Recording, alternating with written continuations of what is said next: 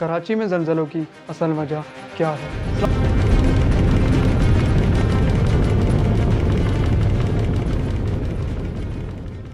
अस्सलाम वालेकुम एवरीवन। पिछले कुछ दिनों से कराची के इलाकों में ज़लज़ले महसूस किए जा रहे हैं, लेकिन क्या आप जानते हैं इसकी असल वजह क्या है? तो इस वीडियो में हम इस बारे में बात करेंगे और जानेंगे कि ये क्यों हो रहा है। तो कराची में ज़लज़ले आने की बुनियादी वजह है पाकिस्तान के टेक्टोनिक प्लेट्स का रद्द-ओ-बदल होना।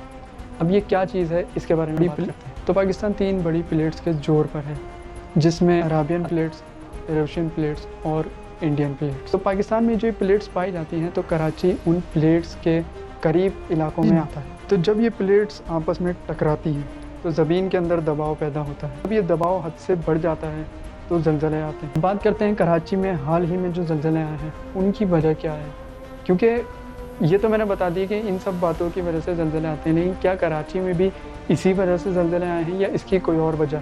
हाल ही में जो ज़लज़ले आए हैं वो लो इंटेंसिटी सेस्मिक एक्टिविटी है। अब इसका क्या मतलब है? क्या ये कोई बड़े ख़तरे की अलामत है या इसका कोई और मकसद है? तो एक्सपर्ट के मुताबिक इस तरह की एक्टिविटी बड़े ज़लज़लों को रोक सकती है। अब वो किस तरह, मैं थोड़ा सा आप लोगों को एक्सप्लेन करता हूँ कि जब भी प्लेट्स आपस में टकराती हैं तो उनमें दबाव पैदा होता है, और जब दबाव पैदा होता है तो उसका प्रेशर बढ़ता चला जाता है, बढ़ता चला जाता है, बढ़ता चला जाता है।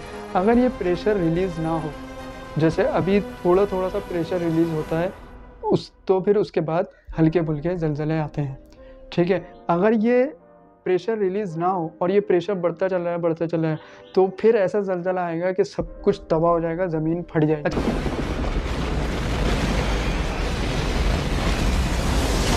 अच्छा, ये जो ज़लज़ले आने की असल वजह है, क्या इसके फ़ायदे हैं या नुकसान हैं, ये भी मैं आपको बताता हूँ। तो ये जो जो प्लेट्स होती हैं, टेक्टोनिक प्लेट्स कहलाती हैं, ये ज़मीन के अंदर होती हैं, ये हर नक्शे के साथ खिंची हुई होती हैं, ठीक है? जैसे ये पाकिस्तान की बाउंड्री, ये ईरान की बाउंड्री, ये बांग्लादेश की बाउंड्री, ये सब आपके सामने मैं दिखा रहा हूँ आपको। तो ये इस तरह की बाउंड्रीज़ होती हैं ज़मीन के अंदर।